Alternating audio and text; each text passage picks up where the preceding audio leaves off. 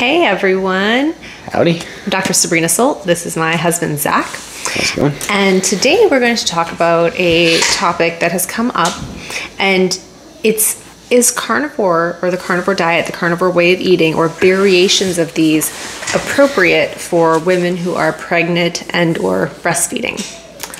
I think it's going to be a really good topic, but before we dive into that, I want to say that everything that we discuss following this is strictly my opinion. It is not medical advice. It is not suggested treatment for anyone.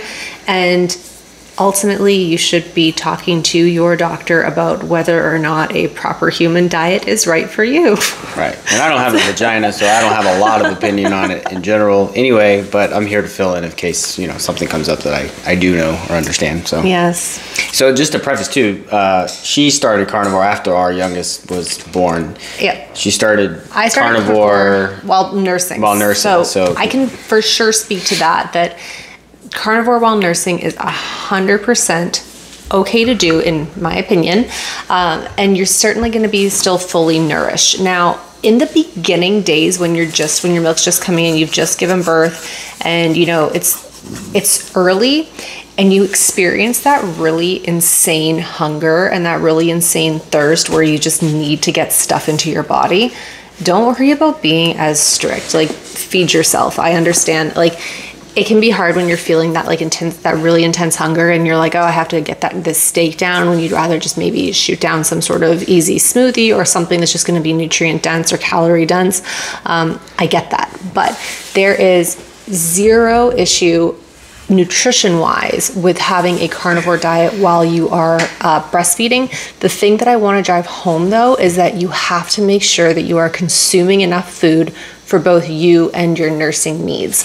You can put your body into a state where your cortisol level or your stress hormone goes up if you are having to, if you are basically being in too much of a caloric deficit for too long of a period while nursing. If you're eating all meat, it's very hard to be I don't feel like you're going to go, your cortisol is going to go up because you're not getting enough food. Because if you're eating meat and you're eating to satiety, and a lot of people ask the question, how much should I be eating, this and that? And I've seen a lot of numbers tossed around, but honestly, it's like, I just eat till I'm full. Yeah, eat when you're hungry, stop when you're full, and it sounds really simple. However, if this is something that you're brand new at, your hunger cues might be thrown off. So there can be an adjustment period. And I'll even speak to it. When I was first starting on this, I was eating actually way more food than I am right now. I still eat a lot, but she eats more than I do, just so you know. So she eats. I eat a lot of food. I don't eat Costco. Yeah, but I don't eat Costco meat. And she buys these packs of ribeyes. There's like 5 of them in there, and they're massive. They're like she eats one of those a day. Yeah. Because I have to cook all the meat in the house. So if I stop cooking, she would starve to death, which is kind of cool. So get away with a lot more now. Anyway, do not shy away from eating. And like I said, I eat a lot now. I was eating even more before because I think that there was so much repair that my body had to do that it was just demanding all that food. I would, in addition to that whole giant steak, I would also do bacon. I would do eggs. I would also do a whole big container of full fat, sugar-free yogurt, a whole one. And those things are 500 or 600 calories, sometimes even 700 calories because they're full fat. And I wasn't gaining weight. I was actually leaning out. Yeah. But there was, again, there's so much repair that your body has to do from just years of eating plant food that go with your hunger cues and just kind of trust your body. And if there is some degree of quote unquote weight gain, don't tie yourself to it because your body will regulate. It's just going to. It's trying to heal. So if it feels like it needs to hold on to extra energy in this healing process, let it. The body is ultimately intelligent, and all the things that it does is an intelligent response. The other thing is, don't be afraid that you have to have carbohydrates just because you're pregnant. The baby doesn't use carbohydrates to grow. It uses amino acids to grow. Babies are basically in ketosis. Yeah, and babies are born in ketosis. They actually, if you breastfeed, they say that babies do not get out of ketosis until they stop breastfeeding. They start eating, and we shouldn't actually give them plants, but we do. But our youngest is, how old is he now? He'll be 2 in December. He'll be 2 in December. So he loves meat, but he went straight from breastfeeding to eating It's basically carnivore because that's where we were at in our journey when he was weaning.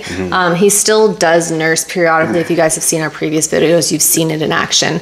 And he's a strong, healthy kid. He's almost too much. Yeah.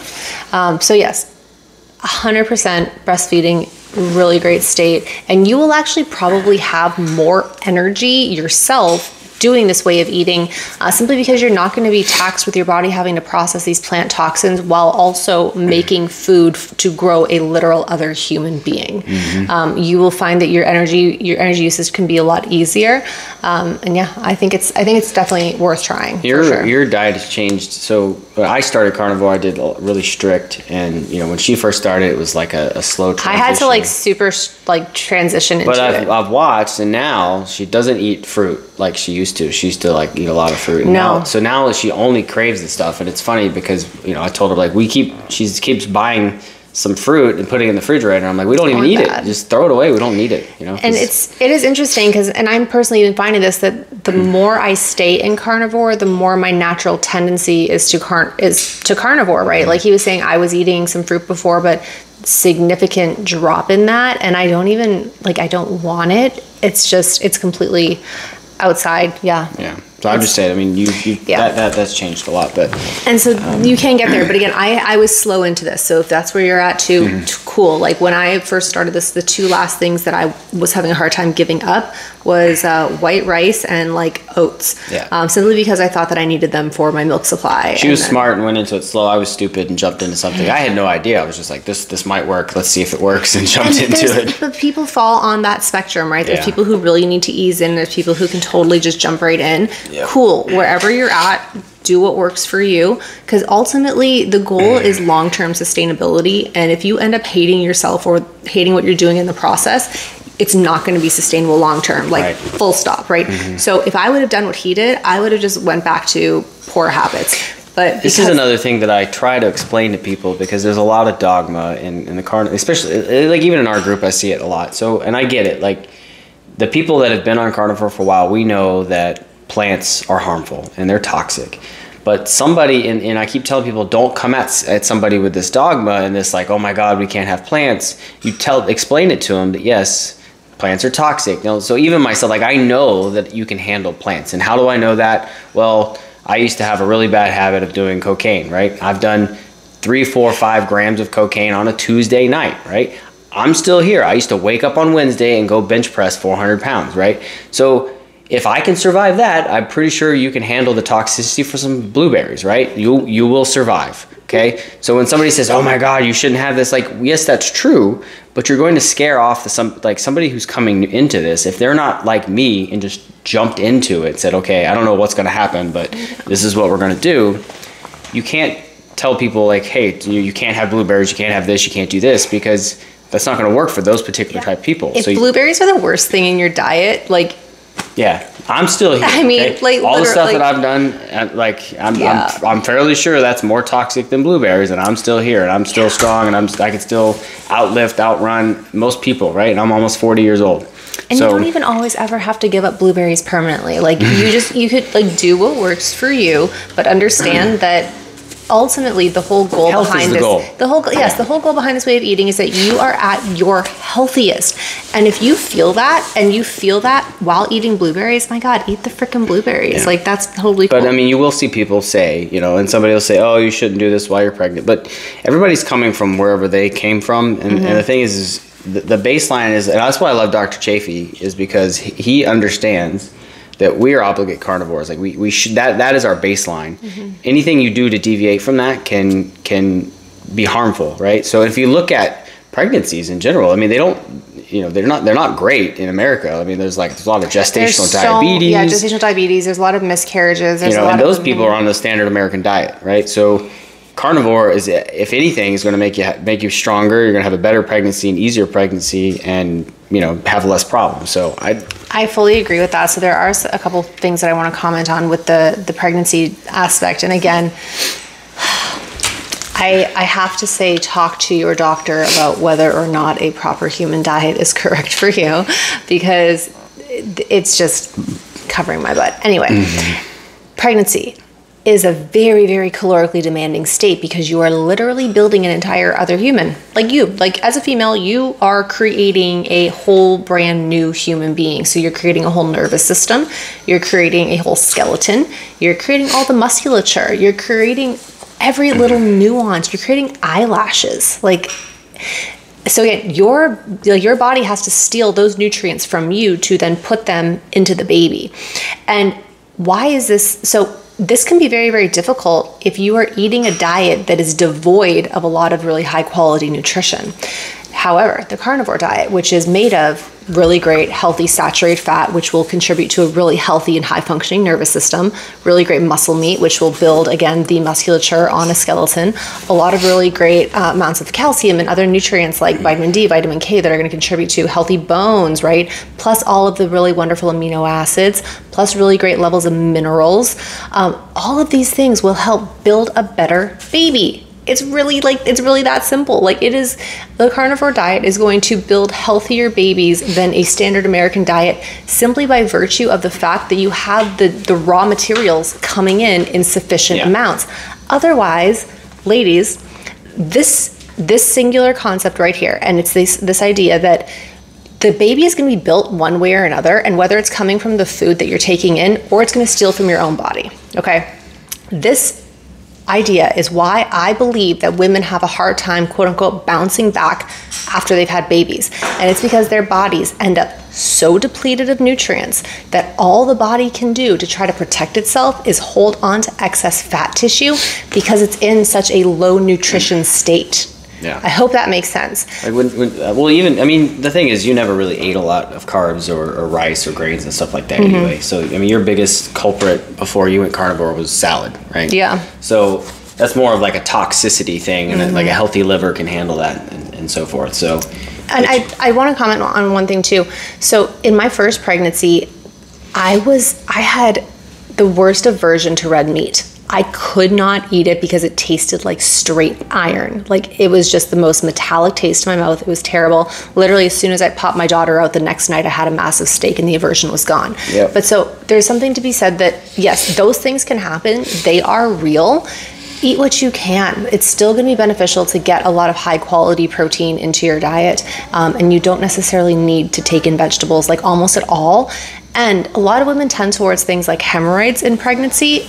This is the biggest indicator to get off the fiber, right? That's going to be putting more stress on those blood vessels that are in the rectum if you're trying to push to have those bowel movements. Adequate levels of fat are going to be so helpful with, again, just smoothing everything as it goes. Another point, morning sickness in pregnancy is almost always a cholesterol deficiency or a saturated fat or a healthy fat deficiency. If you are getting adequate levels of healthy fats in your diet, your morning sickness is almost non-existent. And I wish more women knew this because it could be solved so simply. Women could be healthier. There wouldn't be this dramatic weight loss. People wouldn't be stuck in the bathroom every morning. Like it is certainly worth trying because again, your body, like you need to build a fat, chunky baby. When those babies come out, they are fat and chunky. I love chunky babies. Because they're made of fat. Like they need the fat, they need the fat, they need the fat. So well, that's why they should be coming out fat because they'll use that fat after they're born in case of like, not enough food and things like that. But you didn't gain. You never gained any weight when you were pregnant with either one. You were slim. I will caveat that with I had healthy pregnancies. I gained an appropriate amount of weight for my babies. I think that's the thing is that the problem with the people talk about pregnancy like, oh, you should be eating whatever you want, and that's the worst advice you could ever give somebody. I'm probably going to lose a few fans, if I have fans, whatever, lose a few people on this. I really do think that pregnancy is the one time that you should be cleaning up your diet because you are building a whole other human. Yeah. Like that baby's entire life is going to be predicated on a lot of the nutrition that it got while in gestation. But people say that. They say like, oh, you're pregnant, you should eat whatever you want as much as you want, and that doesn't. And then you see these women blow up like balloons, and you're like, no, that's not. You should eat whatever you want as much as you want if you're eating a carnivore diet. Yeah. Well, it's because, and it doesn't have to be red meat. You said you had an aversion to red meat. It doesn't have to be red meat. I actually eat more pork than I do red meat, to be honest. Yeah, he doesn't do as well with red meat. He does better with pork. I do a little bit every day, but not like I used to. So like for me, I actually feel better on pork. It's not, you know, and everybody's different. Everybody's different. If you want to do like fatty pieces of chicken, if you want to do salmon, if you want to do full fat dairy products with no sugar added to them, like. I can't do dairy anymore though. Yeah, we discovered that he can't do dairy. That's been a big problem for me. It's so funny because I couldn't do dairy previously, and I actually got my dairy tolerance back after doing carnivore. Like I can eat so much dairy, and it's so great now because I am Icelandic and Italian heritage, and dairy is a thing. Dairy's totally a thing. So yeah. Anyway, I hope that we touched on some good information here. One thing that I do want to add in is that this talk today is brought to you by my new Well Pros lab testing shop. So we've gotten comments all the time on how people wish that they could work with me, or I could look at their labs, or I could offer way more knowledge or coaching on people's health in a more meaningful way. And now I have a testing shop that you can visit. We'll drop the link below. And basically you can order any of these tests, and what you get is you actually get a full written report from me on my thoughts, possible interventions, suggestions on things that you can do, and interpret it in a way that is going to ultimately lead you towards better health. Carnivore. Yes. And right, because if like the average blood, like my blood work, if I would have taken that to my doctor, they'd be like, you're going to die tomorrow. And I have carnivore specific panels on there. So there's two separate ones, then you have the ability to do like the full comprehensive one, which is a combination of the two. Significant savings if you do the comprehensive, but there's also so much other stuff on there. Anyway, check out the shop. If you use the code YouTube, all one word, you'll actually save $30 on any of those tests. So check that out, and yeah, thanks for joining us today. Thank you guys. Talk to you soon. See you then. Bye.